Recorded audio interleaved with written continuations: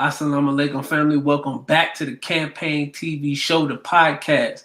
I'm your host, Brother King Cam, and we have an excellent show on deck for you tonight. So I want you to share, I want you to like, and I want you to get this out to as many family and friends as possible because this is going to be an excellent show. And as you can see from the title, we're going to be discussing one of the heavily discussed topics in the Black community, in barbershops and in school halls and conference rooms and at dinner tables all across America.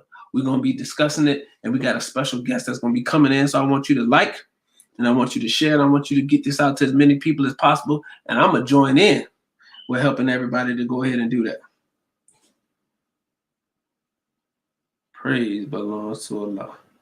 If you got any questions, if you have any questions, make sure that you comment.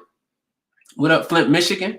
Make sure you comment your questions because we're going to ask some questions at the end of the interview as well. So please comment any questions that you have. But I'm going to go ahead and again join in the sharing and the liking. So therefore we can make sure that we get this out to as many people as possible, family. And we're waiting on our guests to come on in. But we don't want no questions held back. We're gonna be uncovering some things about this specific topic that most people have never heard before. What's going on, Miss Sims from VA? What up, VA in the building? What's going on, family?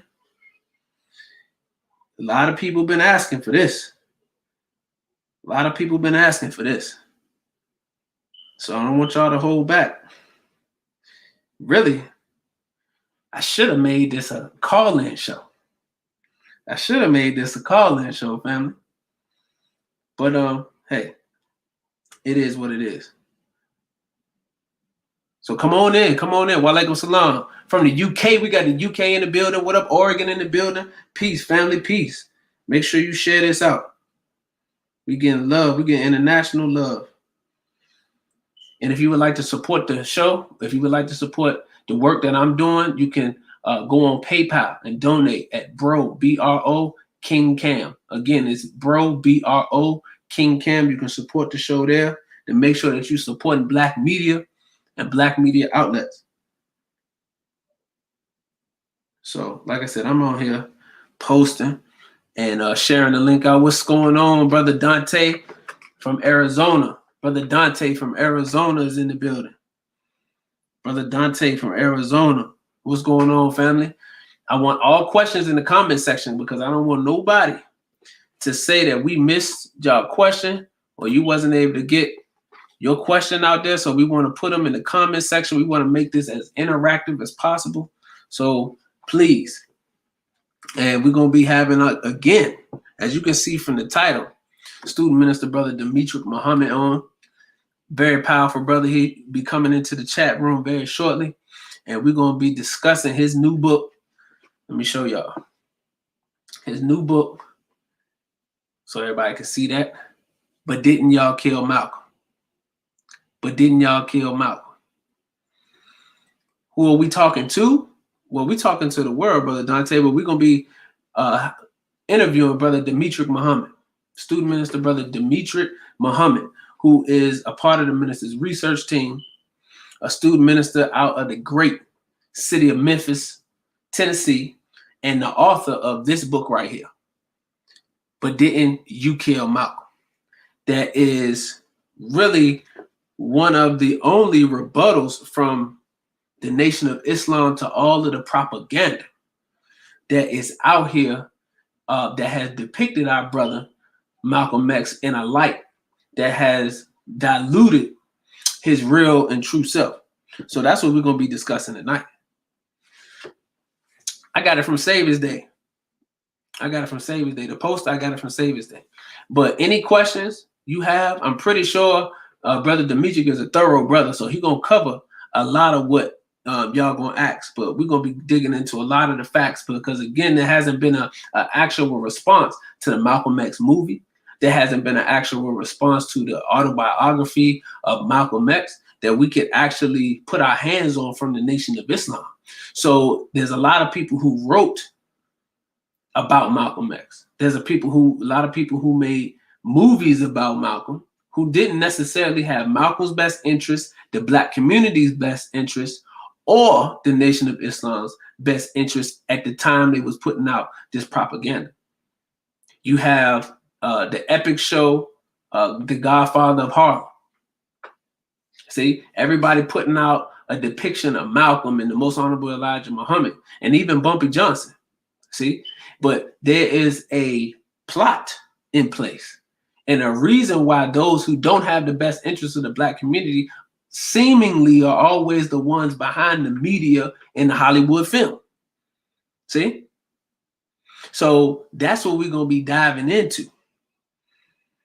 That's what we're going to be diving into. So I want you to share, family. I want you to send the link out to as many friends, family, as you can get this out to, because black media is so important.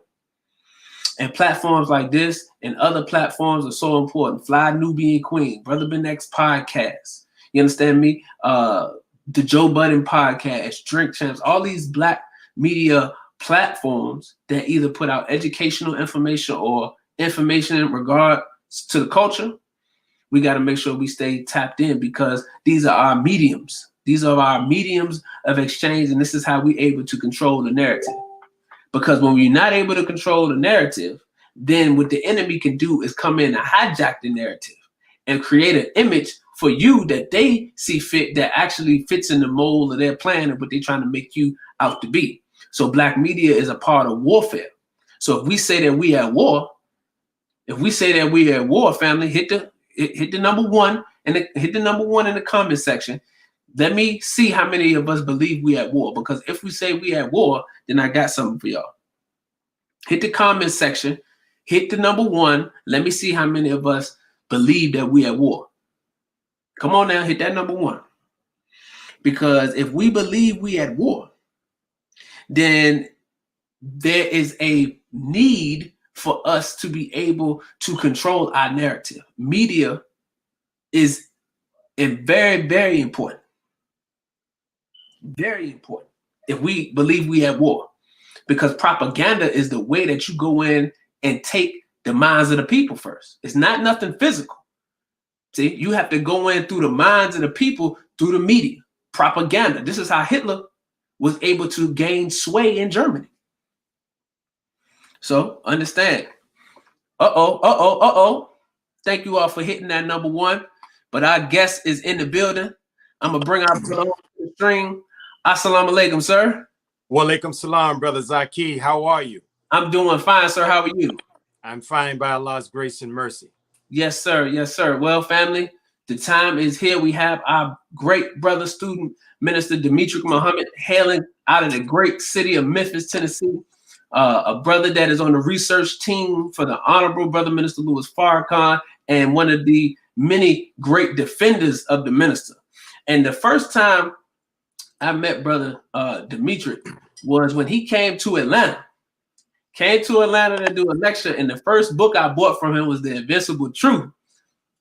And that book right there was powerful. That blew me away right there.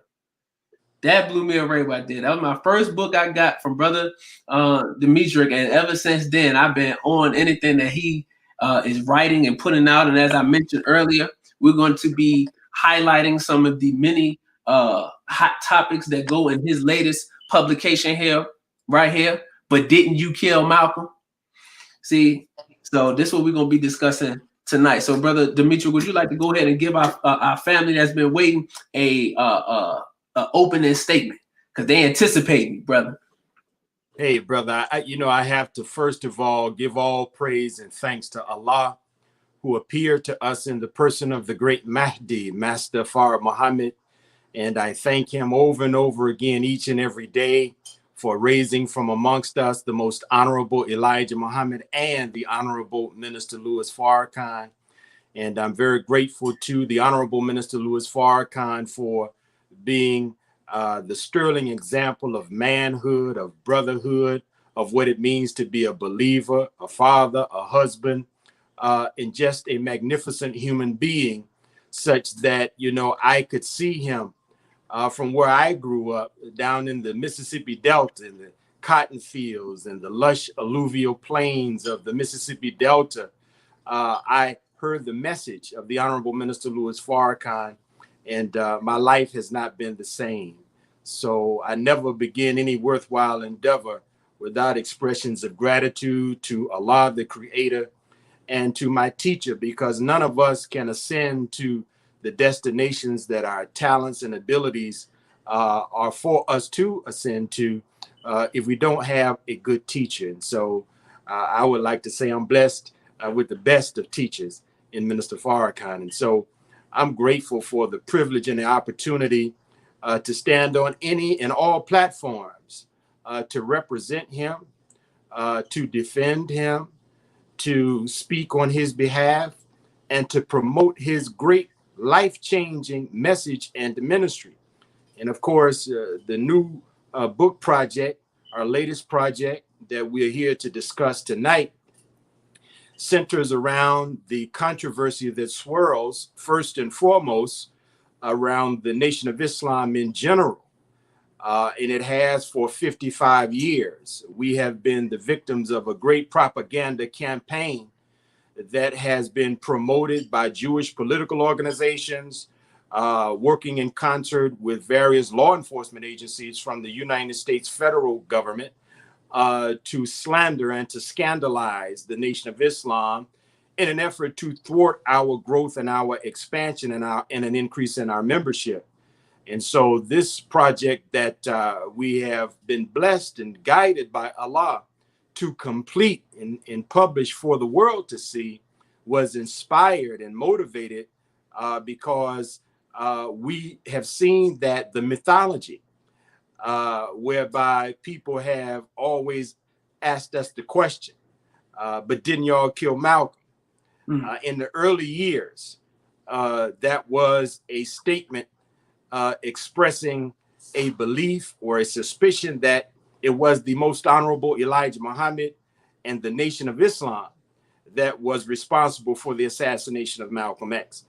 But we learned, or through our research, we discovered that in 1994, it was Gabe Pressman and Jack Neufeld of the New York Post who morphed this mythology and added a new component to this propaganda campaign. And in 1994, the aspect was added to it that Farrakhan killed Malcolm. And so many of our beautiful young brothers and sisters, those who are in the millennial generation and those younger than the millennials, they have unfortunately had to stand on the sidelines and be spectators and observers as they see the Honorable Minister Louis Farrakhan as a strong man, as a bold man, as a wise man, as a man who speaks truth to power, as a man whose ideas resonate with them in their worldview. But they have suffered because while they are enjoying and admiring their brother, whom I bear witness is Allah's anointed servant, the Honorable Minister Louis Farrakhan, the propaganda of our enemies has installed in their mind that he had something to do with the assassination of Malcolm X. So the phenomenon that I have noticed is that, you know, when our young brothers and sisters see and hear the minister, even when they see the brotherhood of the FOI, when they see the sisterhood of the MGT, they are drawn and they are magnetized by what they see. And they say, I want to get with that. But then there's the afterthought. And that afterthought is, well, I like the nation, but didn't they kill Malcolm? I like Farrakhan, but didn't he kill Malcolm?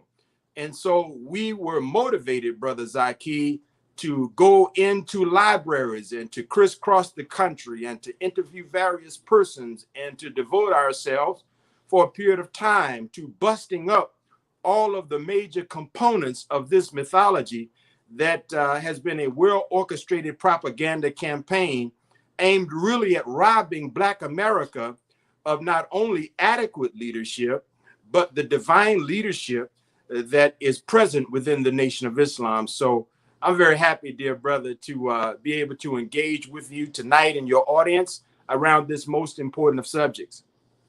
Yes, sir. Yes, sir. And thank you, Brother Demetric, for that lovely opening, brother. So I want to go right into it. And it's really so many different angles that you can go at this because of the details that you put in the book. And as I mentioned earlier, our brother Malcolm has been used as a tool. And one of the ways that you start to dig into this is the weaponization of pop culture. And last week we had Dr. Wesley on, and he talked with us about the weaponization of hip hop. Could you talk about the weaponization of pop culture and how that ties into Malcolm X? Yes, sir. Well, we have always noticed that in terms of influence and that which predominates and controls behavior among the American people of all races, we notice that pop culture exerts the greatest influence. And by pop culture, I mean, television, movies, magazines, music, the internet, once upon a time, institutions like religion, education, parents, these predominated culture, these predominated the thinking of the people and were controllers and predictors of behavior. But we have seen now the mammoth influence of Hollywood and of the music industry.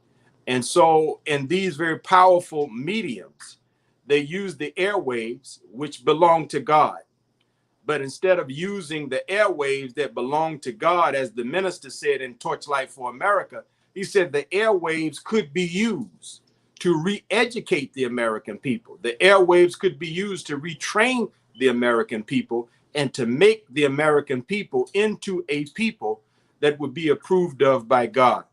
But instead, there are those who are situated in control positions within the entertainment industry who continue to feed filth to the American people. And they wonder why they see the criminal behavior of many people, the drug abuse behavior of many people, the immoral behavior of many people, not abating, not waning, but waxing or increasing. And so we have began our book talking about how in popular culture, we have seen a very disturbing trend. And that disturbing trend involves the corruption of Black history, where many of the great Black leaders, men and women who are heroes and heroines of our struggle, those who are outside of our community, take their history and life story and they pervert it for the young generation. And it is our belief that they are doing this to rob our heroic brothers and sisters of their magnetic influence over the young. The Bible says, Brother Zaki, older men and women for counsel, younger men and women for war.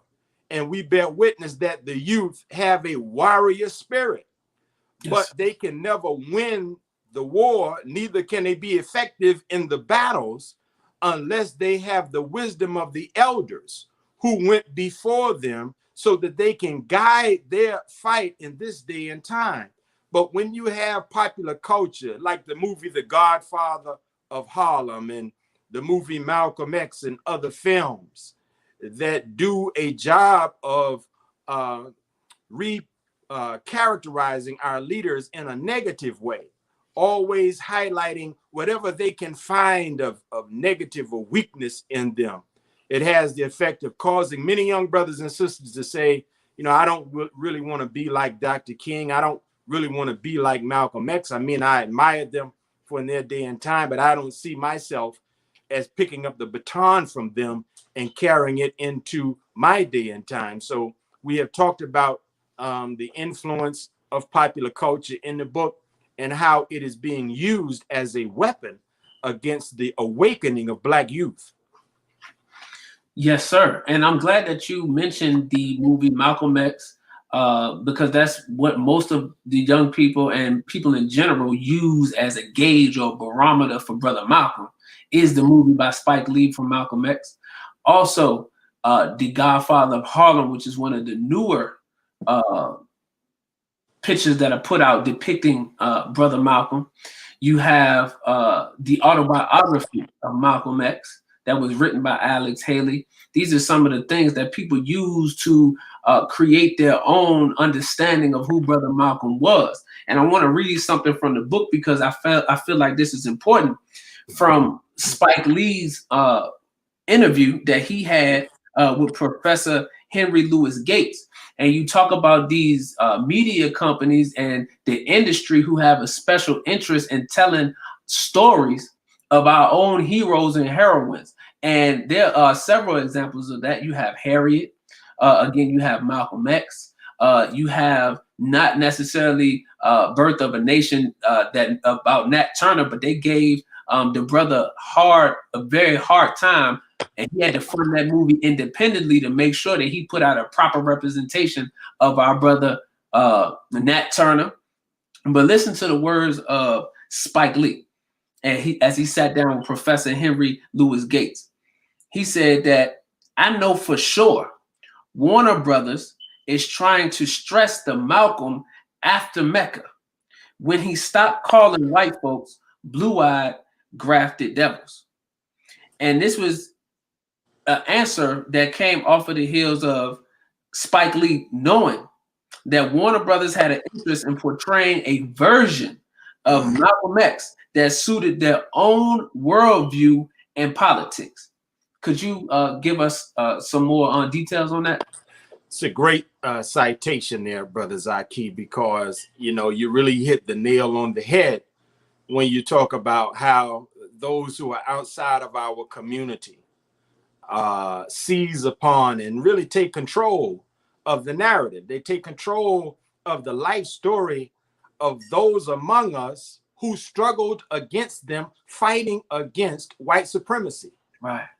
So, you know, it kind of reminds me, and I may not be saying this accurately, but I have seen it in many places, the African proverb about, you know, how the story of the hunt is different if the lion can tell his story.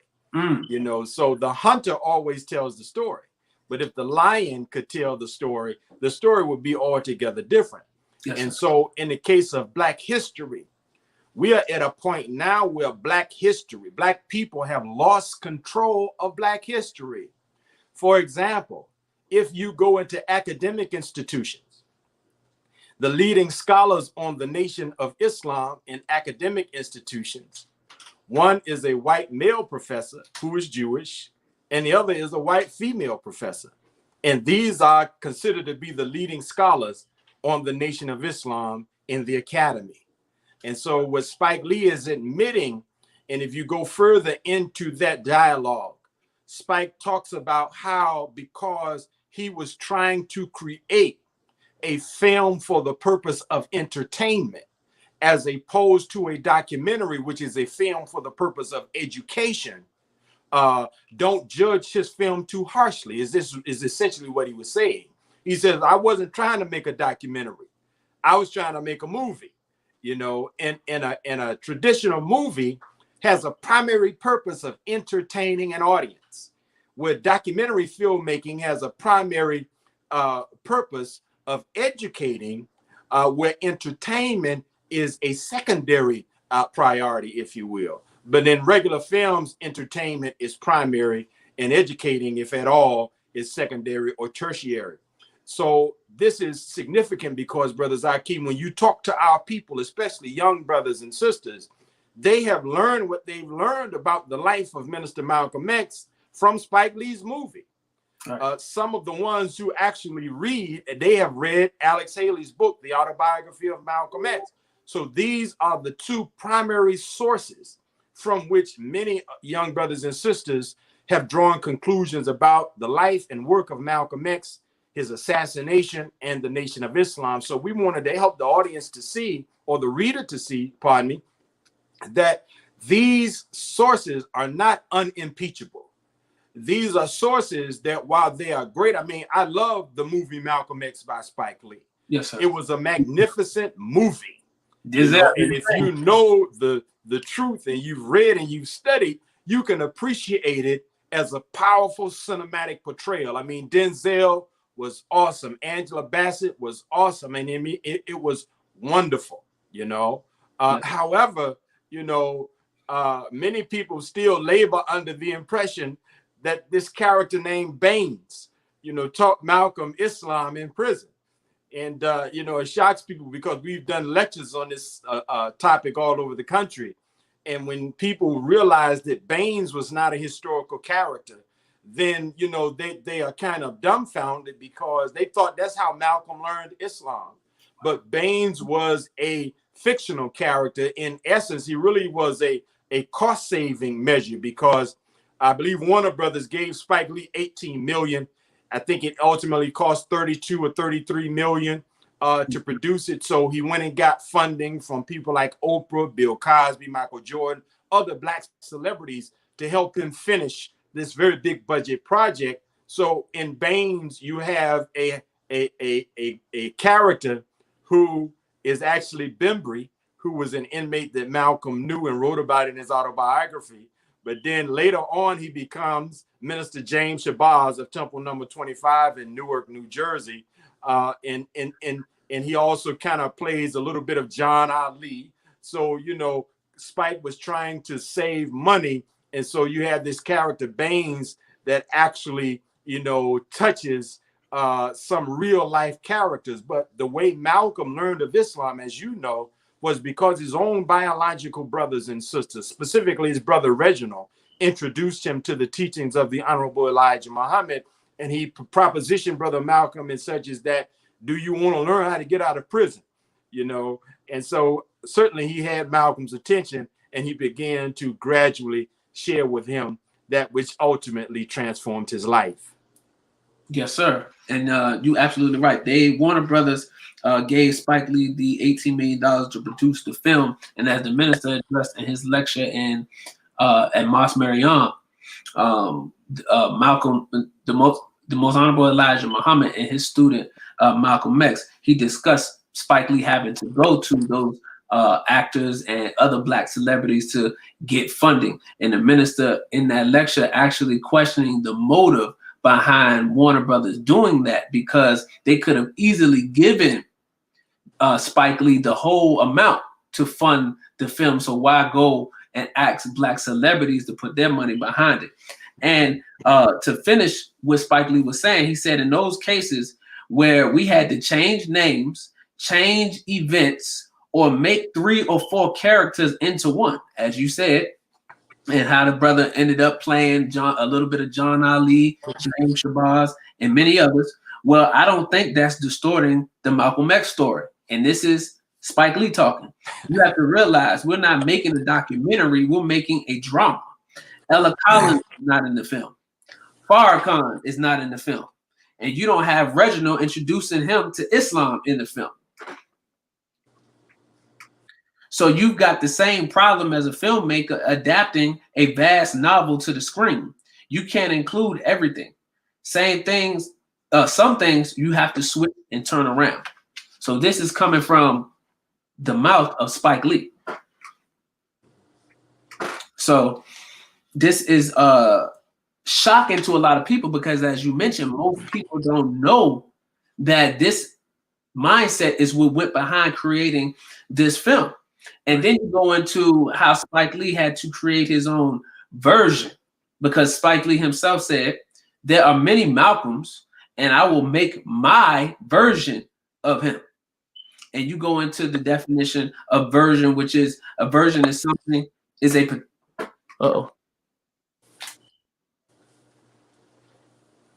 sorry about that. A version is something, is a particular form of it, which some details are different from earlier or later forms. Someone's version of an event is their own description of it, especially when it is different from other people's, an account showing one point of view, particular description or report given by one person or group. So let's talk about why it was important that Warner Brothers and Spike Lee create their own version of Malcolm X, as opposed to showing and highlighting the true version of Malcolm X that we grew to know and love in the public eye.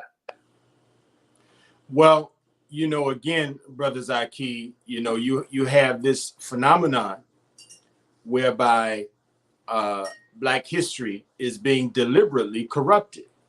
Now, just think for a moment that the Most Honorable Elijah Muhammad said of the value, the tremendous and august value of history.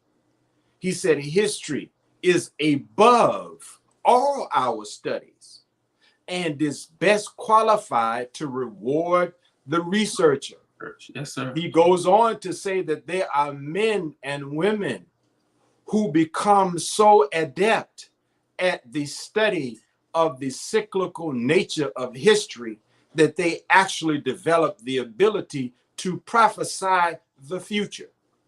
So one of the ways of white supremacy's manifestation that we see is in the seizing of control of the narrative of Black history. And Warner Brothers is a Jewish company, and we document in the book that in their history, they had a relationship with the FBI.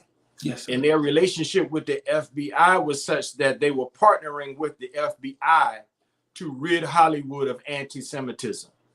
Well, Malcolm, as we talk about extensively in the book, Malcolm was viewed in the Jewish community as a leading anti-Semite.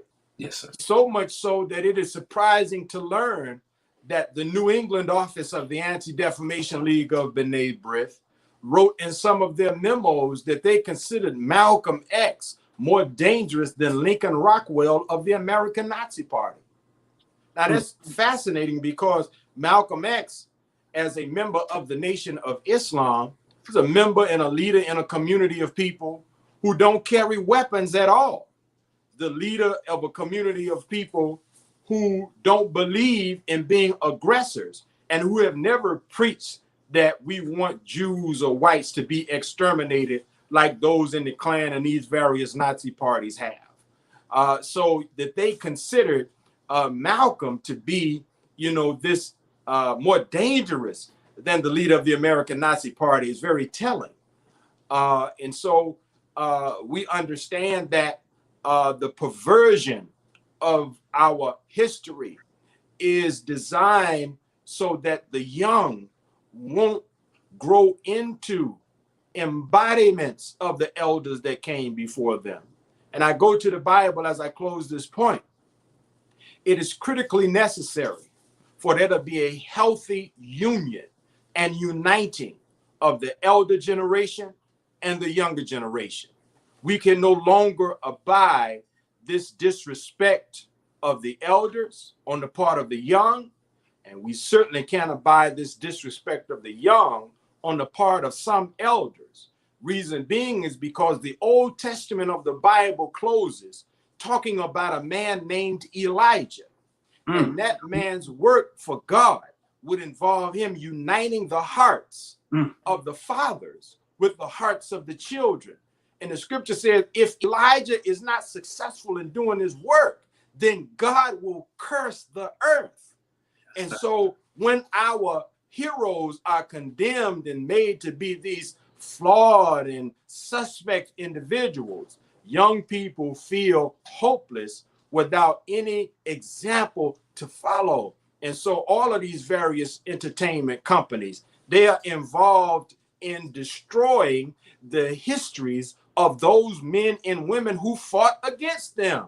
Again, the narrative of the hunt is altogether different if the lion can tell his story.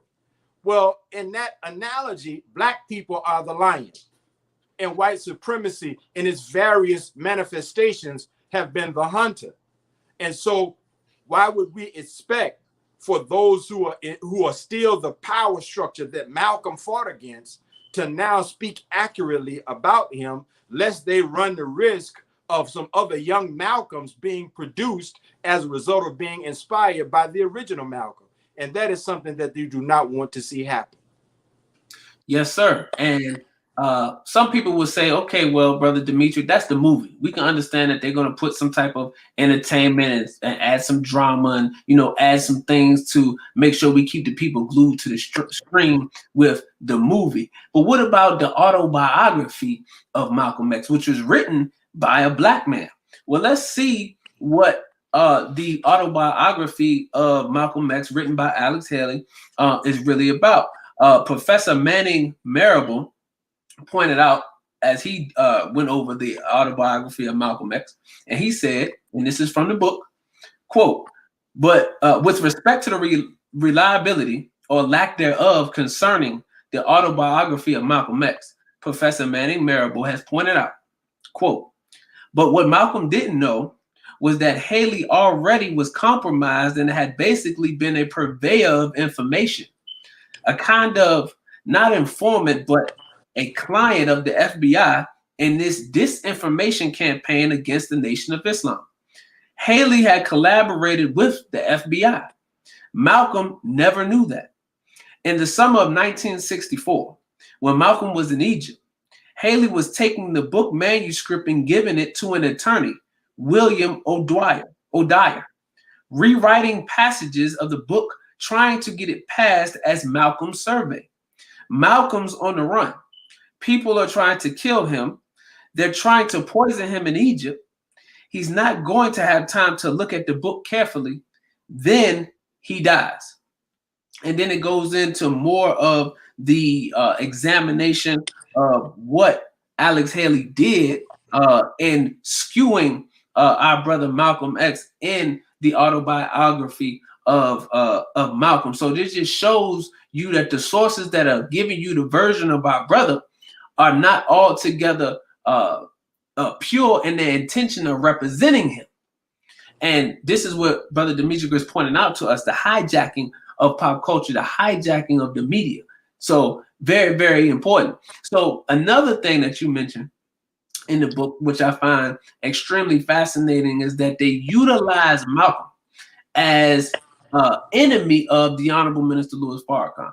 So can you talk about where at the time when the saying was the Nation of Islam and the Most Honorable Elijah Muhammad killed Malcolm, to when they switched to the Honorable Minister Louis Farrakhan killed Malcolm? Can you highlight on that? Yes, sir. Again, you have to understand that, in 1975, there was a rejoicing in the white power structure. There was a rejoicing among the Jewish leadership. And that rejoicing was that man, Elijah Muhammad, that they hated. The man that appeared in Esquire magazine in a political cartoon, situated amidst world leaders. And Charles de Gaulle, a cartoon image of Charles de Gaulle, the president of France, pointing at a cartoon representation of the Honorable Elijah Muhammad and telling other world leaders, says, if it was not for this N-word, we would have a glorious future. And so the Honorable Elijah Muhammad was a thorn in the side of not just the white ruling class in America, but he was a thorn in the side of global white world domination. And so many people rejoiced as they believed that he had died. And they were hopeful that his son, Imam Warithuddin Muhammad, would follow a path that was less strident, less forceful, abandon calls for a separate state and territory, and to make the Nation of Islam primarily focused on religion and not politics or socioeconomic issues, and not be involved in social activism. And so they were happy. So, Brother Zaki, when the Honorable Minister Louis Farrakhan began to rebuild the nation, it frightened many in the power structure. It frightened many in government, many in Jewish leadership, many in the Orthodox Islamic world were even disturbed by Minister Farrakhan's rebuilding of the nation. And all throughout the 1980s, the minister began to fill up stadiums and arenas. I think it was on this program the last time we were together, I mentioned, a very fascinating fact in that Minister Farrakhan nearly filled the Georgia Dome in Atlanta, and he outdrew, in terms of attendance, the World Series that was simultaneously being played across town in another arena. And so it was during this period of time when the New York Post began this added layer of the propaganda campaign that for the first time began to publicly identify Minister Farrakhan as having been a part of the assassination of Malcolm X. You never heard that for nearly 30 years, that Malcolm had been assassinated. You never heard that. And so from 1994 onward, that has been used as a weapon against the minister. So if you look in the book, you know, we talk about how Brother Malcolm was resurrected for the purpose of helping to bury Minister Farrakhan. Because another part of this corruption of Black history and these psychological operations, this manipulation of the feeling and sentiment of the people, surrounds the glorification of deceased Black leaders at the expense of living Black leaders. So, you know, I'm fond of seeing it like this, Brother Zaki. You know, if you say Malcolm was your man, if you say Dr. King was your man, if you say even Jesus is your man, and if you had been around at the same time that they were facing their critics and the slander and the enemies that they had, you would have been with them. If you say this of yourself in your own mind, I say then one way you can prove it is to stand today with the living Black leader that we have, the Honorable Minister Louis Farrakhan, because here's a news flash for some people. Minister Farrakhan's enemies are the same enemies. These are the same characters, the same groups that oppose Malcolm, oppose Dr. King, oppose the Honorable Elijah Muhammad. And so they have been opposing Minister Farrakhan, not because Minister Farrakhan is a bad man, but because Minister Farrakhan's ministry stands in the way of and interferes with their plans of total and complete genocide against the Black community.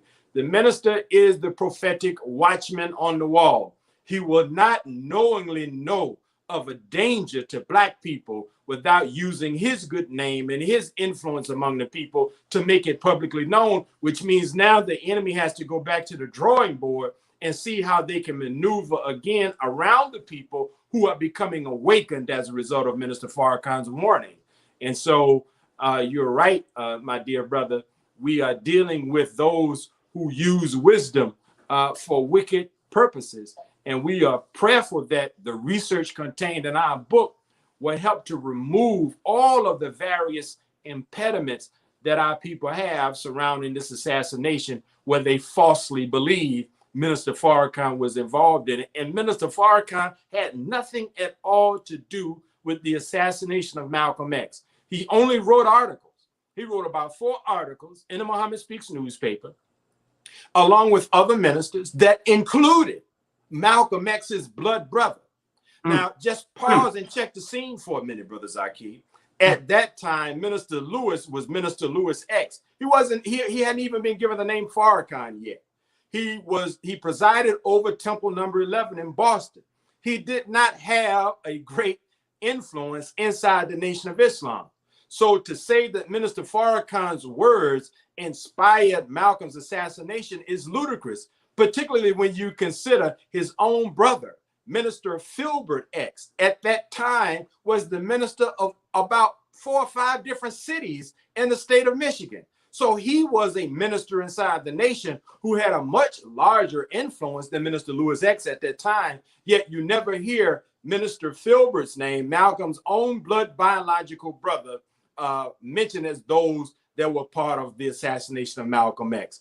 So that strategy, that element of the propaganda is designed not to expose truth, but that element of the propaganda campaign is designed to perform a character assassination on Minister Farrakhan with the hopes of inspiring a zealot to actually carry out a physical assassination on Minister Farrakhan. So this particular controversy is very serious where we are concerned, because we don't want to see some misguided young brother or sister rise up thinking that they're going to avenge Brother Malcolm by trying to cause harm to Minister Farrakhan. That would be the wrong move to make. It would be a move born of ignorance and being under the evil and wicked influence of propaganda. And so we want to dispel that so that our people can be free to objectively listen to the minister, and draw their own conclusions and be free to come and become a member of the nation if they choose to be. Yes, sir. Yes, sir. Beautiful, beautiful answer. So some people would say, okay, Brother Demetric, I understand that, Brother Malcolm and what he was teaching and, what he was saying when he was in the Nation of Islam. But he went to Mecca, and based on the movie that Spike Lee put out, Malcolm went to Mecca and actually learned about true Islam.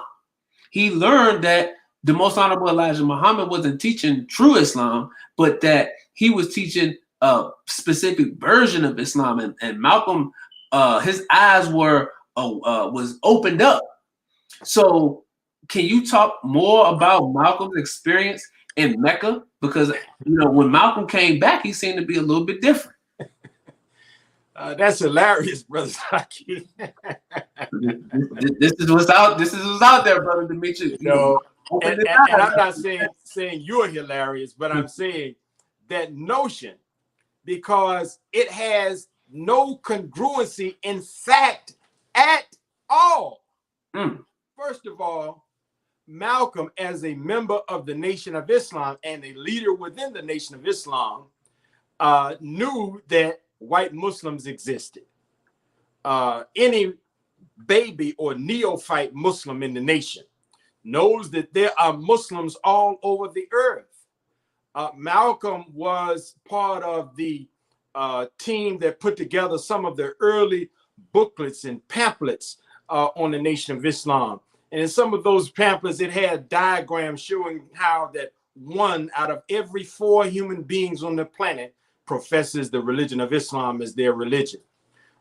He knew also the biological lineage of the founder of the Nation of Islam, Master W. Fard Muhammad, the great Mahdi, Allah God in person, who had a white mother from a region of the world where they are white Muslims. In fact, we share something that people are calling a bombshell revelation in the book, in the sense that we have Imam Warithuddin Muhammad, who was a close friend of Brother Malcolm, who also embraced Sunni Islam and was the leader of the Sunni Islam movement, the American Muslim Mission, the World Community of Islam, W.D. Muhammad Ministries, etc. But he told the BBC in an interview, he said, Malcolm was pulling y'all's leg. He said, Malcolm did not discover white Muslims in Mecca. He said, Malcolm and I had dinner at my father's home with white Muslims. So this was Malcolm engaging in a public deception. And, I cannot assign a motive to why Brother Malcolm did that. But not only did he not first learn of white Muslims during his Hajj in Mecca, but also there are scholars who have examined Malcolm's speeches after he left the Nation of Islam. And they were examining Malcolm's oral presentations to determine, did Malcolm really change his view of white supremacy? And so they took Malcolm's speeches and they put them under scientific examination, breaking up his speeches into words and breaking up the words into various themes to see, had Malcolm changed really his tone with respect to white people. And they found out that Malcolm, in fact, had not changed his vehement opposition to white supremacy. And in addition to that, when Malcolm was interviewed by Ebony Magazine, and they asked Brother Malcolm, we hear that you are founding these 2 new organizations. Will you allow white people to become members? Malcolm said, they can help us, but they can't become members.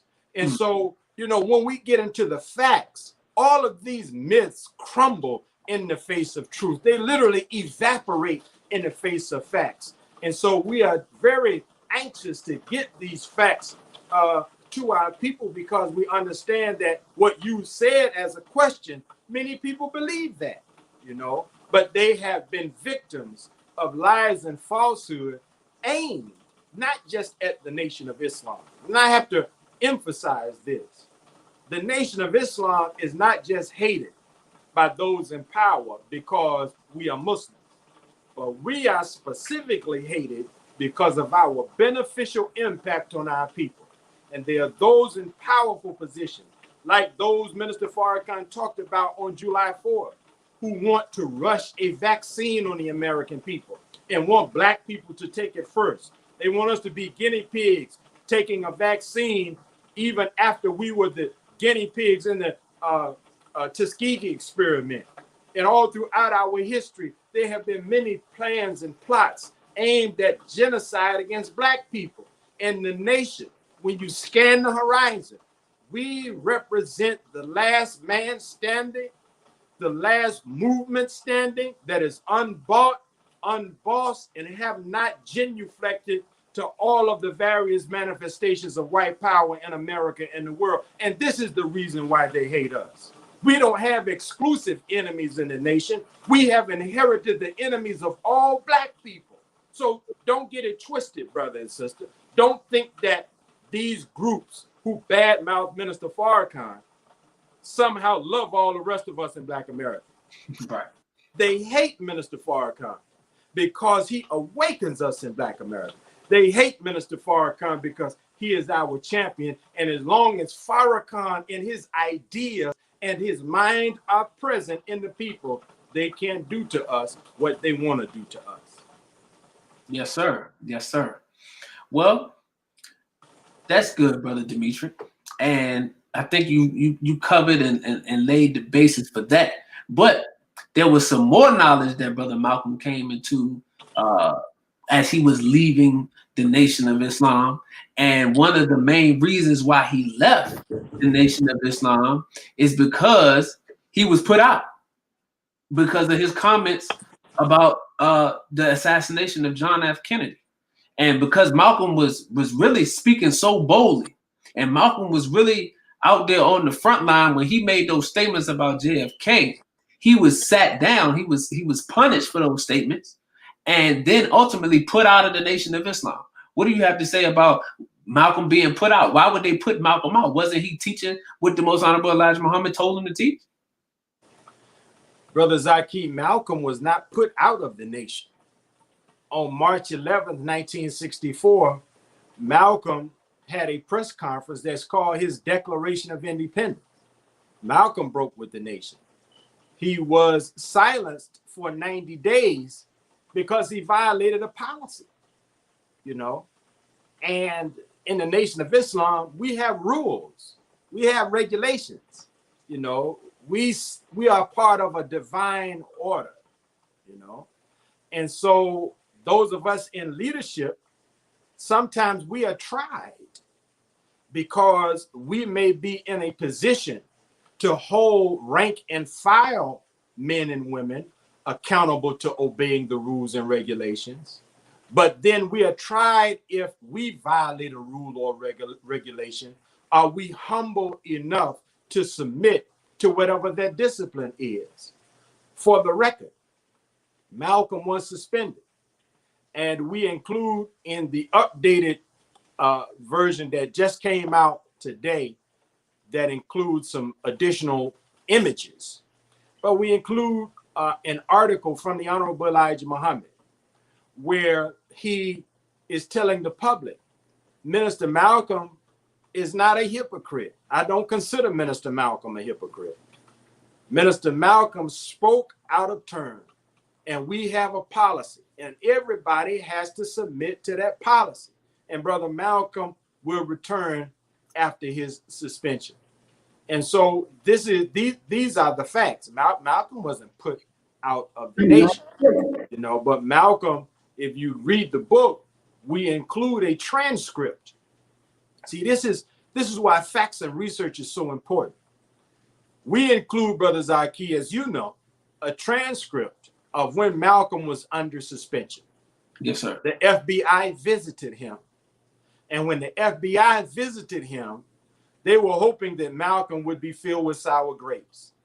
They were hoping that Malcolm would be so disillusioned and so disappointed at having to be disciplined, which really, you know, to be quite frank with you, you know, I feel a certain, I would say, rightness about the fact that being a Nation of Islam student minister, that I could write about Malcolm's life. We're in the midst of a storm, so my lights flickered here. Yes, sir. Yes, But, sir. I feel that, you know, there are aspects of Malcolm's life that I could write about because as a minister in the nation, we would have shared experiences. And what I mean by, and the reason why it's relevant to your question is this. For Malcolm to be given 90 days off of public speaking would have really been a 90-day vacation for a man who didn't get to take vacations. Right. Malcolm was continued to be cared for by the believers, and he continued to preside over the affairs of Mosque number 7 in Harlem. He was just prohibited from public speaking. He could continue to speak in the mosque, and he was still being cared for financially during this period of time. So people think that he was put out because of what he said about Kennedy. That's not the case. The Honorable Elijah Muhammad told Malcolm that we have to be wise when we speak the truth. The Nation of Islam is not a people who speak truth to power in some reckless kind of way. That's not who we are. That's not what we do. You know, we speak the wisdom of God, and we are unafraid to speak the wisdom of God. But we speak the wisdom of God in a wise way. And the Honorable Elijah Muhammad, while he was trying to fish, while he was trying to get his people to hear his message, he understood that they loved President Kennedy. He understood that in spite of our criticisms of President Kennedy, that the people loved President Kennedy. So he did not want any of his ministers saying anything that would further alienate Black people who were predominantly Christians from us in our Islam at that time. And you may be aware, Brother Zaki, the Honorable Minister Louis Farrakhan has done the same to us.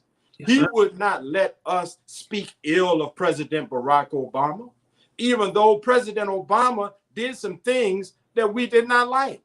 But he did not allow any of us as his ministers. And he gave us command, don't be out here bad-mouthing a man that the people love, and then you want to go and win those people over to your way of thinking. That's not wisdom. Right. So this is part of the, you know, just giving you some of the rationale behind why the Honorable Elijah Muhammad had gave out that directive to all of his ministers, and Malcolm obeyed that directive. And then when he disobeyed it, he had to submit to being disciplined. And that's what he told the FBI. I give Brother Malcolm a lot of credit, because the FBI thought that while he was being disciplined, he could be turned. And you see throughout the book, I use this term, manufactured hypocrisy, Yes, sir. as a way to say Malcolm's actions at the end of his life were hypocritical against his teacher. But Malcolm never set out to be a true hypocrite. He was not an organic hypocrite. He was targeted to be turned against his teacher. And some of the best evidence is the fact that the FBI literally came and knocked on his door. They did not know he was recording them. And you hear them try to say, well, you know, other people in times past who have been disciplined by Mr. Muhammad, we were able to get them to come and work for us. And Malcolm refused them. So Malcolm was a good man. Malcolm was a good brother, but he was targeted by the most powerful law enforcement agency in the world to be turned against the one man and the one movement that they feared more than any other man and movement. Yes, sir. Yes, sir. Beautiful, beautiful. I think this conversation is very much needed, because a lot of the information that you're giving to us right now, Brother Demetric, has not been available to our people. So again, we know what the platforms of which the versions of Malcolm they have been given. So I think this is very important. One platform that we didn't mention is the recent documentary that came out on Netflix. And it uncovered some things that people didn't know about Malcolm. And as he separated from the nation, he tried to keep the house, and he wasn't able to keep the house, and different things like that. So it caused tension. Oh, sorry about that. It caused tension amongst those who were with Malcolm and those who had loyalty to the Most Honorable Elijah Muhammad. But I want to pull this clip of the Honorable Minister Louis Farrakhan, because I feel like it's important, because everybody pulls this clip from YouTube. And everybody says that the Honorable Minister Louis Farrakhan in this clip actually admits to his role in the assassination of Malcolm X. So I want to play the clip, and I want you to elaborate on it to give us some more insight, if that's okay with you, sir. Sure, sure. Yes, sir.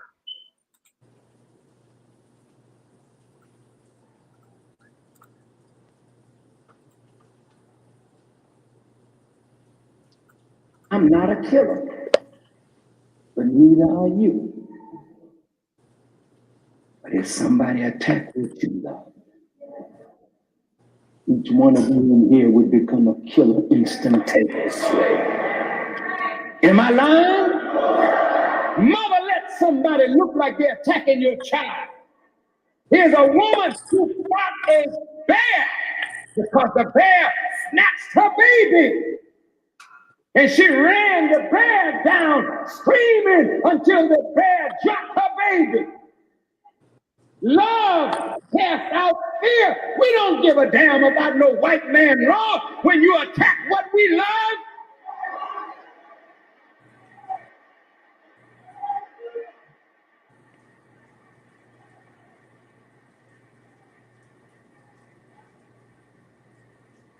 And frankly, it ain't none of your business. What have you got to say about it? Did you teach Malcolm? Did you make Malcolm? Did you clean up Malcolm? Did you put Malcolm out before the world? Was Malcolm your traitor, or was he ours? And if we dealt with him like a nation deals with a traitor, what the hell business is it of yours?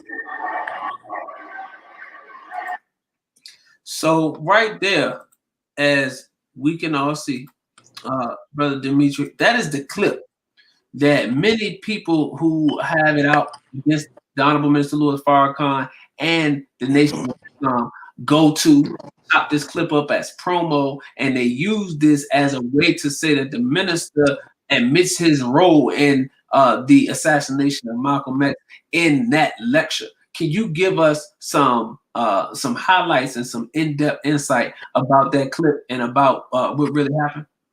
Well, yes. The first thing I would say, Brother Zaki, that I wish you would have let it play a little bit longer. Oh, we can because if you let it play a little bit longer, the minister clearly says that we didn't do anything to harm Malcolm, you know. But you end up in a situation where people, okay, you're gonna play a little bit more of it? Yes, sir. I can finish it. Okay. Of yours.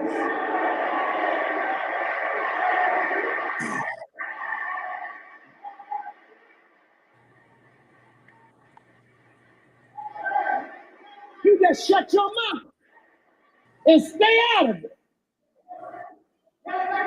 Because in the future, we're going to become a nation. And the nation got to be able to deal with traitors and cutthroats and turncoats. The white man deals with him. The Jews deal with theirs. Salman Rushdie wrote a nasty thing about the prophet, and Imam Khomeini put out a death thing on him, and it stands today.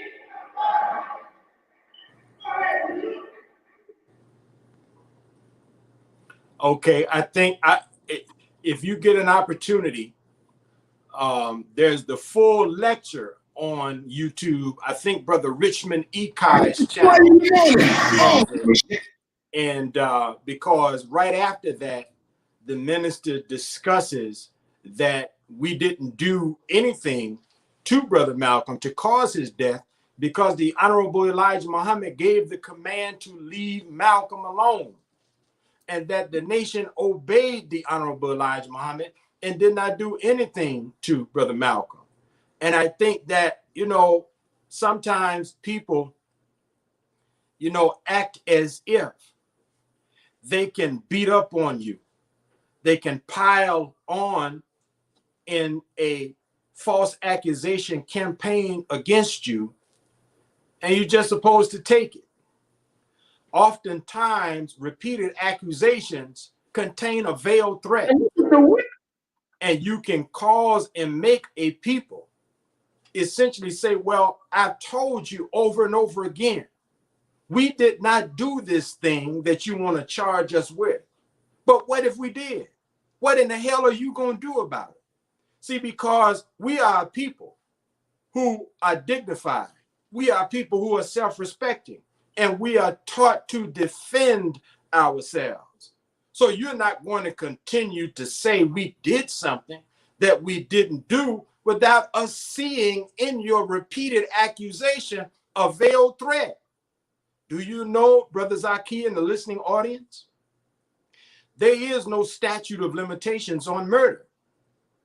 If Minister Farrakhan was guilty of the murder of Malcolm, as much as he's hated by the government and these Jewish political organizations, he would have been arrested many years ago. But they've never brought the minister into a court of law. They continue to assassinate his character in the court of public opinion. Yes, so what we are witnessing there is our beloved minister and leader responding to the incessant and the repeated accusations that we killed Malcolm. And we have said for years that we were not responsible for Brother Malcolm's accusations.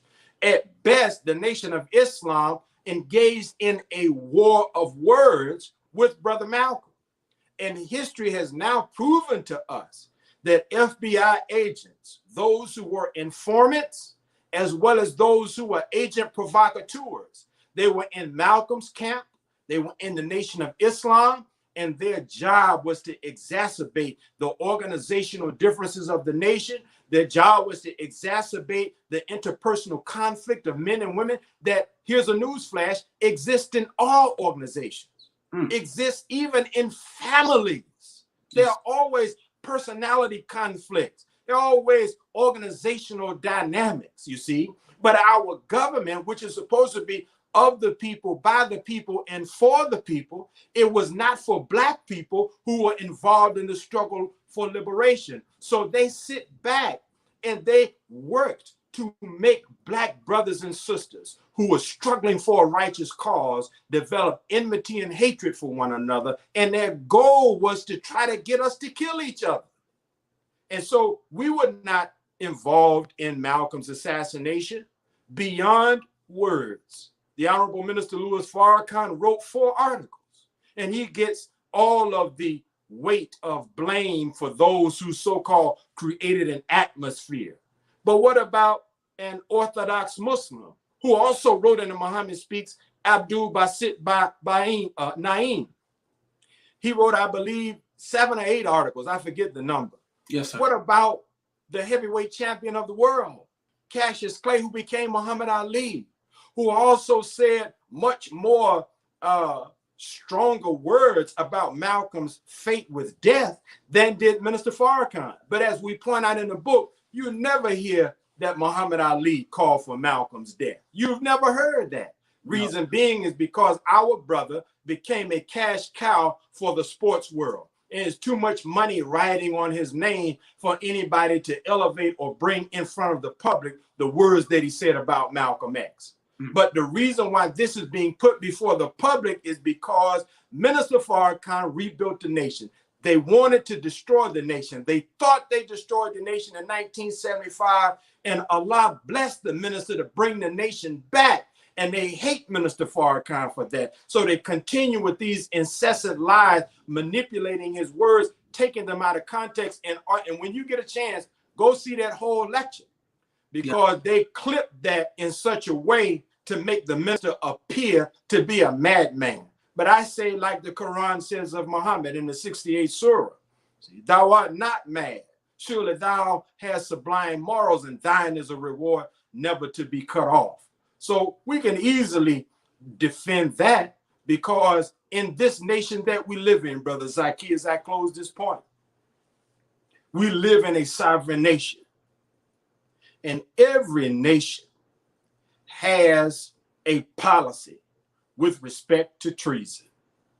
And even though, this is a very important point, even though the government has been complicit in various political assassinations, you've yet to hear of any of those, especially in the Black community, say, I no longer want to be a part of America. Yes, You've never heard anybody say that. With all that Oliver Stone and others exposed about the assassination of JFK, with all that William Peppers and others exposed about the assassination of MLK, and the complicity of our own law enforcement agencies, who have you heard say, because they killed Dr. King, I no longer want to be an American? Because they killed JFK, I no longer want to be an American. We see this as criminal activities on the part of a government, but we've never said we don't want to be a part of America. And now here is the nation that has never participated or carried out a political assassination. And you have people saying they don't want to have anything to do with the nation purely based on false accusations, when there's proof that these political assassinations were carried out under J. Edgar Hoover's administration. There's proof that the FBI worked to cause the US organization and the Black Panther organization to kill one another. When Bunchy Carter was killed in Los Angeles, former FBI agent Wes Swearingen said that was the result of FBI activity. And in the case of Malcolm, documents and memos where the FBI take credit for Malcolm's assassination and point to it as an example of successful counterintelligence operations. In other words, what we hear of today in the news, when the president and the administration say they want to perform a regime change in foreign governments around the world, they learned how to do that. They perfected and honed their craft by working to perform regime change on little Black organizations in America, little sincere brothers and sisters whose only crime was that they wanted liberation for their people. They wanted freedom, justice, and equality for our people, and our government, as a result of that, saw them as enemies. So no, we should not be looking at Minister Farrakhan in the Nation of Islam if we want to find a nation that deals with traitors and those that they deem subversive. We are people innocent of that. Yes, sir. Yes, sir. And thank you for closing that point like that, Brother Demetric, because I believe it's very important. There is a known knowledge of the assassinations carried out by the United States, and no one makes mention of that. But I found that clip.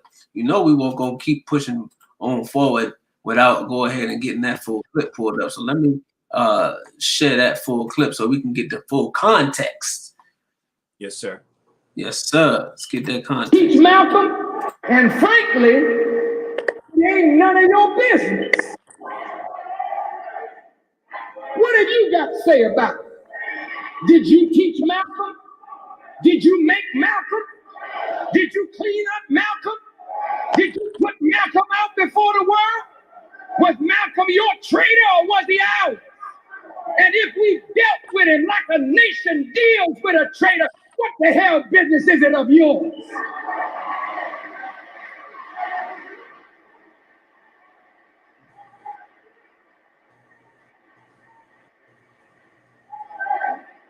You just shut your mouth and stay out of it. Because in the future, we're going to become a nation. And the nation got to be able to deal with traitors and cutthroats and turncoats. The white man deals with his. The Jews deal with theirs. Salman Rushdie wrote a nasty thing about the prophet, and Imam Khomeini put out a death thing on him, and it stands today.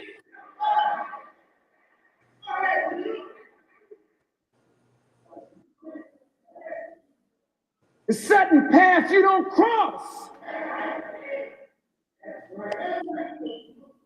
Like I said last week, in every prophet's community, there were zealots. I'm telling you, Elijah Muhammad told us, leave that man alone. I believe Elijah Muhammad said he'll come back repentant, leave him alone. The same time that Malcolm went out, Wallace D. Muhammad went out too.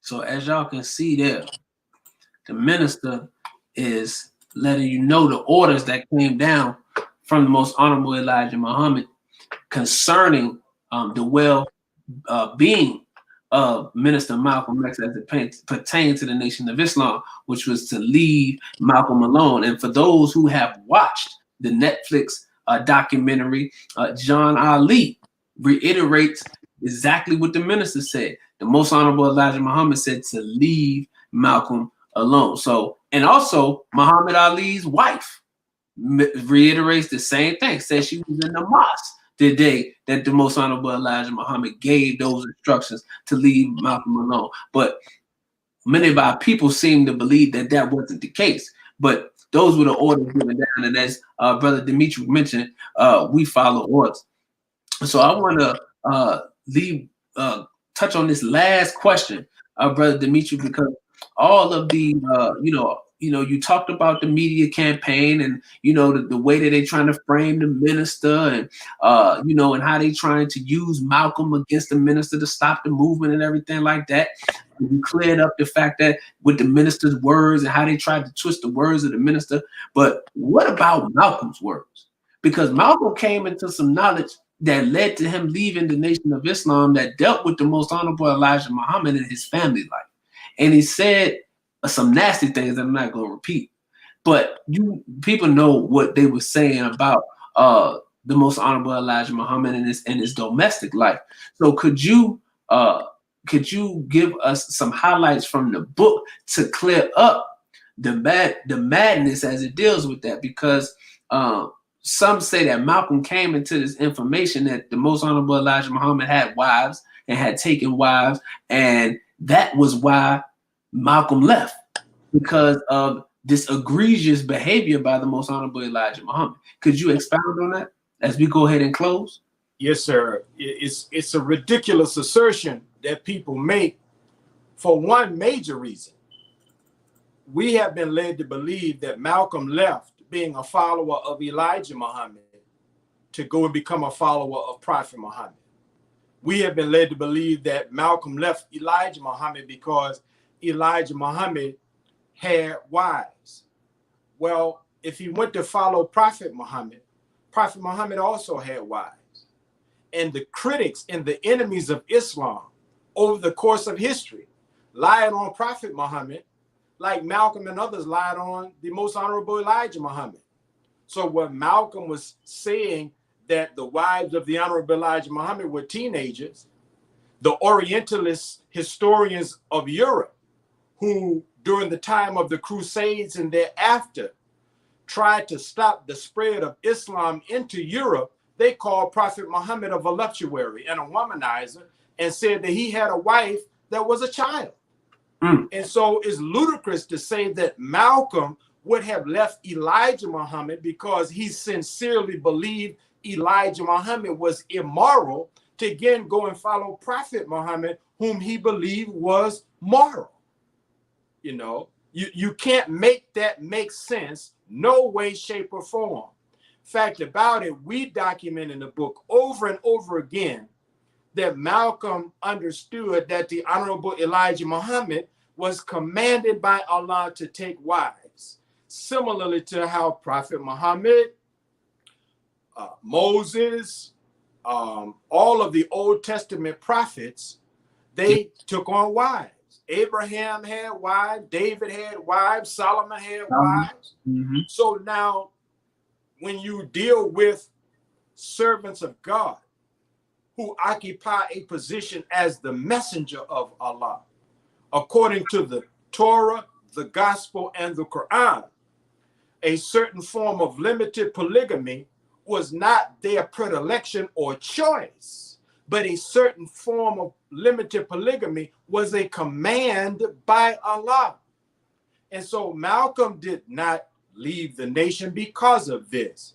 Malcolm, in his Declaration of Independence, that was also followed by a letter he personally sent to the Honorable Elijah Muhammad, makes no mention of the Honorable Elijah Muhammad's domestic life being at issue for his leaving.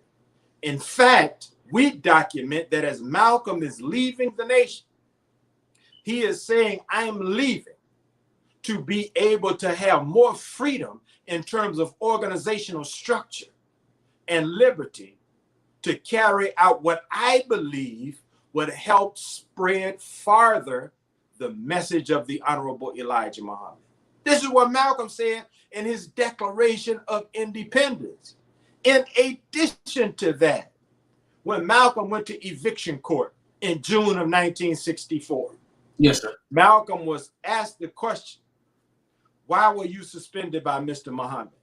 And Malcolm said, I was suspended not just for my statements about Kennedy, but because I was telling ministers that Mr. Muhammad had taken on wives.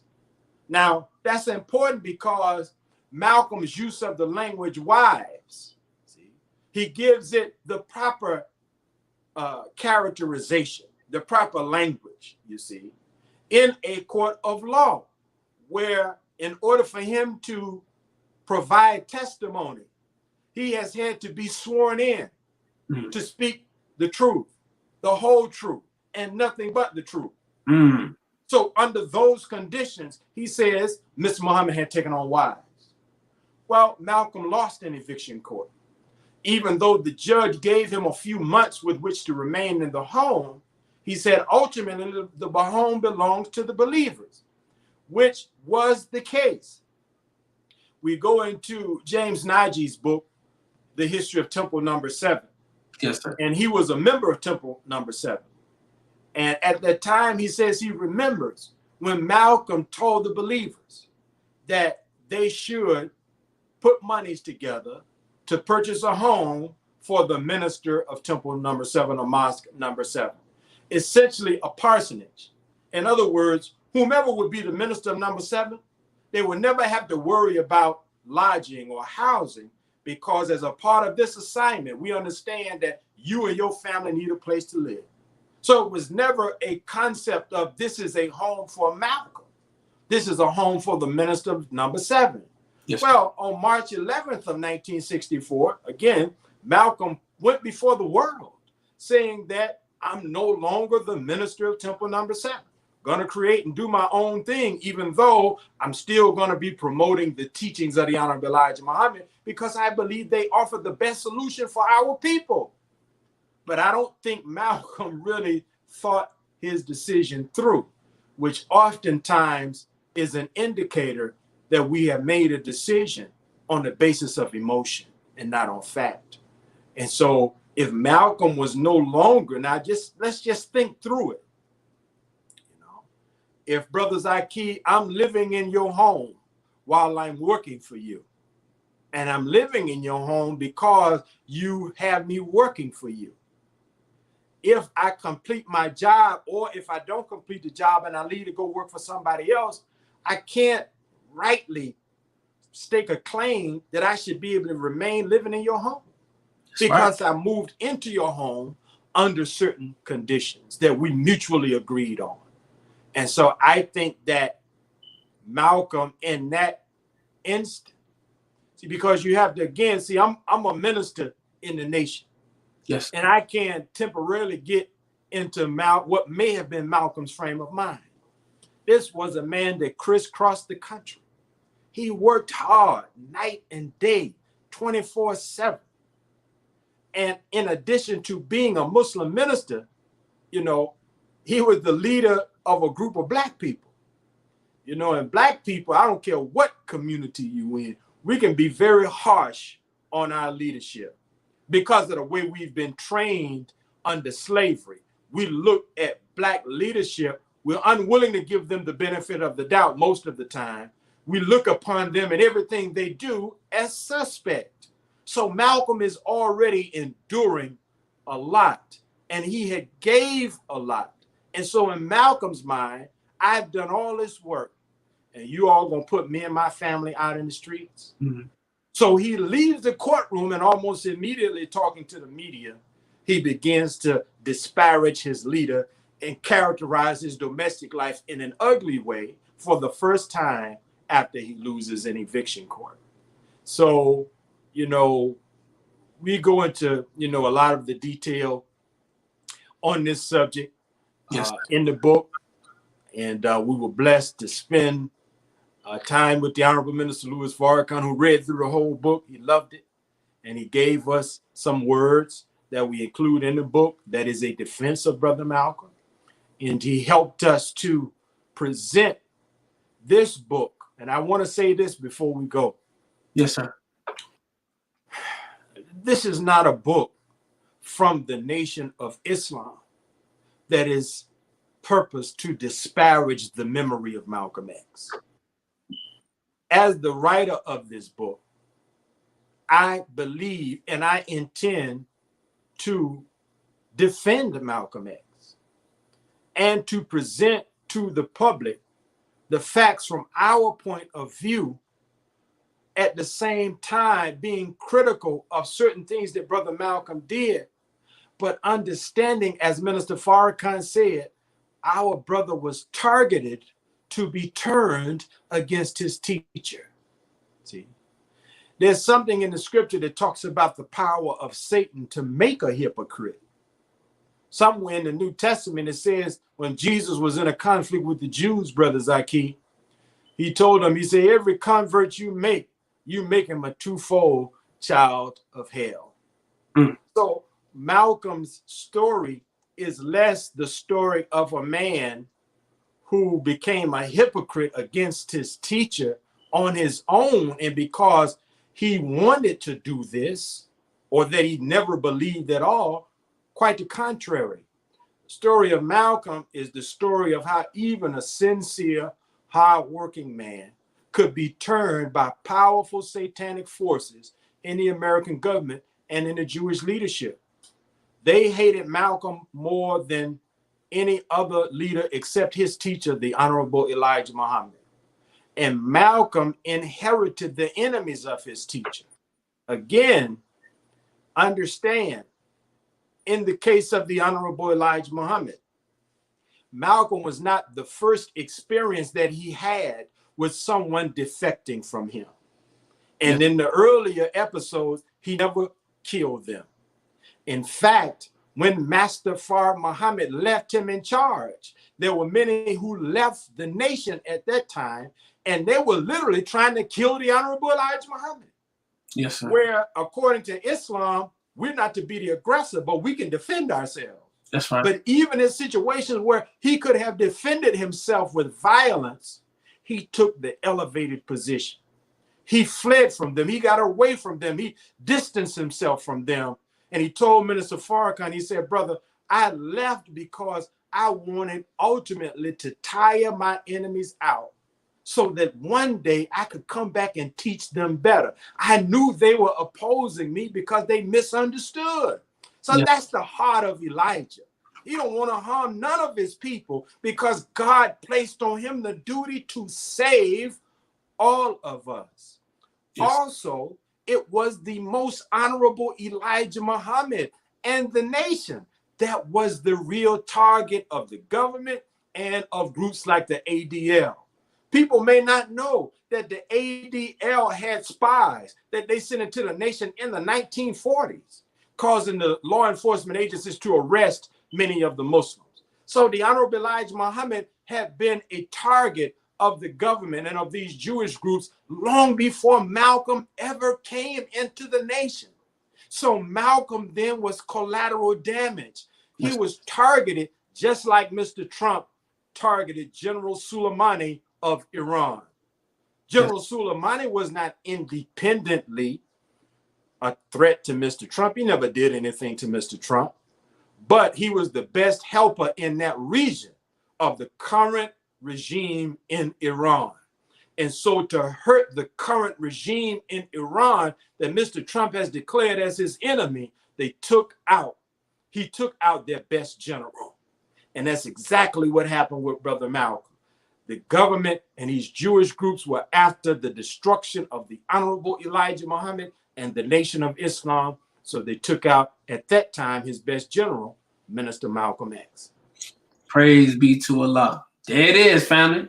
There it is. So, Brother Demetric, can you let the public know and the viewing audience know where they can purchase your book and how they can stay up to date to what you have going on? Go to researchminister.com. You can go right now and order, but didn't you kill Malcolm? We're doing some sprucing up to the site, but you can still order right now, researchminister.com. Just scroll down to where you see the book, Didn't Y'all Kill Malcolm? Order it. Order some for young people, youth groups. If you want cases and get wholesale discounts, you know, we can work with you on that. But get the book from researchminister.com. It's the exclusive place currently to get the book. And, you know, you can keep up with us in social media, Facebook, Instagram, and Twitter at Brother Demetric. And we would love to hear your thoughts and your feedback once you read the book. I don't want to hear from you before you read the book, because, again, you know, some people like to literally judge a book by its cover. No, I put in work. Yes, sir. Publish a book that's 352 pages with over 400 sources. You can't condemn it until you've read it. See, that's how it goes. Criticism ain't just for the asking. No, if you're going to critique it, you got to read it. See, that's respect, you know. And so we encourage all to read it. Share with us your feedback, your critique, your ideas, your thoughts, because we really believe that this is a work that Allah guided us in the production of. So I thank you, Brother Zaki, once again for the privilege and the opportunity to be here with you, a great young brother who is working hard to use the airwaves and to use the internet as a medium and a platform to uplift our people and to inform the community. And that's a noble effort. And so our thoughts and our prayers are with you and your family. And we look forward to coming on again at some point in the future. Yes, sir. Absolutely. And thank you again, Brother Demetric, for coming on to the platform and, you know, blessing us with some information and some knowledge that we could take back to our communities, to our homes, to our churches, or to wherever it is that we dwell, and actually chew on it, do some research, get the book, because as you mentioned, don't talk about it before you go ahead and get the book. So this is what it looks like. You can go to researchminister.com. Again, it's researchminister.com and purchase this book and weigh this book against the Malcolm X movie. Weigh this book and the facts and the footnotes of the Netflix documentary. Weigh it against the autobiography, and then make a civilized and educated decision as to which direction that you want to go in. So again, we are thankful, we are blessed, we are humble for you to come on and educate the people, Brother Demetric. So we are thankful and grateful for that. Thank you again, sir. We look forward to having you, brother. Thank you, my brother. Look forward to coming back. Yes, sir. Assalamu alaikum. Wa alaikum salam. All praise is due to Allah, family. So there you have it. The camera went dead. The big camera went dead, so I had to switch over to the FaceTime camera, to the webcam on the computer. But it's all good because it was at the end of the interview. So please, family, if you liked the interview, if you found anything of value that was in this interview, please share this broadcast out. We broadcast it live on Facebook and YouTube, so you'll be able to replay this in your homes, in your dinner table. Replay this information.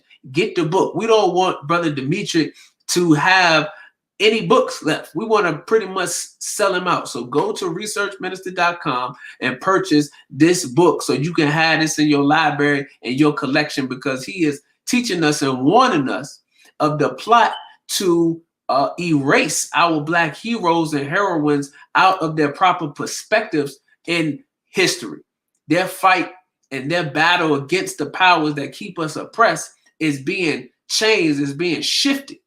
So if we don't have all of the actual facts, family, then we're not able to judge our heroes and heroines with the right lens, because we are being fed information about them from our open enemy. So if this was something that was powerful, please share this out, family. Hit the number 1. If this was something that you are able to go back and take a look at, feed on with the family, things of that nature, you see at the bottom of the screen where it's saying where you can support the show at PayPal. Bro King Cam is the PayPal. So please, donations are very welcome, so that we can continue to invite guests like Brother Demetric Muhammad. Last week we had Dr. Wesley Muhammad and other great scholars in the Nation of Islam to come and give us knowledge, information, and understanding, so that we can continue to use the airwaves to do righteousness and to educate the people so that we could be better off. So thank you, family. We appreciate y'all for tuning in. I am your brother, King Cam. I am the host of the Campaign TV Show, the podcast. If you would like to support us, you can support us here at PayPal. If you are a Patreon on the Patreon app or the Patreon platform, then you're able to support us there, Brother King Cam, on the Patreon application. In the comment section, let me know what stood out to you about this interview. What was one of the highlights of something that you didn't know? Before we go, I just want to get some of your thoughts. What are some of the things that you didn't know that Brother Demetric covered in our interview? Hit the comment section and let me know, family, because it's extremely important. Because we had to touch this subject because a lot of our people, again, under the impression that our brother is somehow, the Honorable Minister Louis Farrakhan somehow had a way or a role in the assassination of Malcolm X, which is totally and completely untrue. And the reason for that is because they want to stop the youth for coming into the Nation of Islam. See, because you have to understand that Malcolm was made through the teachings of the Most Honorable Elijah Muhammad. See, you don't have a Malcolm unless you have the teachings. See, Malcolm didn't come out with the teachings. The teachings came out with Malcolm. Oh, there you go. See, the teachers came out with Malcolm, and the Nation of Islam was like a car manufacturer, like Ford. And Ford just putting out the Model Ts back in the day. You understand? Putting out that flame. And it's the same thing with the Nation of Islam, putting out that flame. You had Malcolm X. You had Muhammad Ali. You had the Honorable Minister Louis Farrakhan. You have brothers like Brother Dr. Wesley and Minister Nuri and Minister Demetric Muhammad. So the nation is pushing this out. This is the teachings, family.